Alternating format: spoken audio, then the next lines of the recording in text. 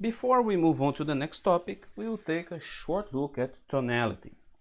So tonality is a very important metric and can be seen as a metric that measures how close to a pure tone a sound is. So a broad width sound has a very low tonality, for example. So if the tonality index given by alpha is equal to 0, we have a noisy signal, and if it's equal to 1, then we have a pure tonal signal.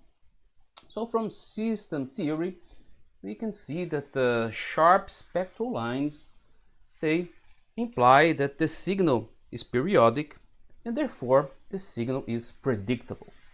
We can make an approximation and we say that if the signal is predictable, then it should be periodic. Therefore, we can use prediction to approximate if a signal is tonal by periodicity.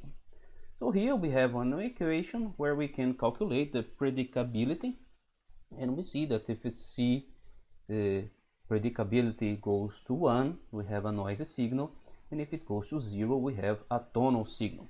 So here in the equation here we have the amplitude of a spectral line in time and frequency given by R of T of F. We have the phase of a spectral line in time and frequency given by phi of T and F. We have the predicted values given by R hat for amplitude and phi hat for phase.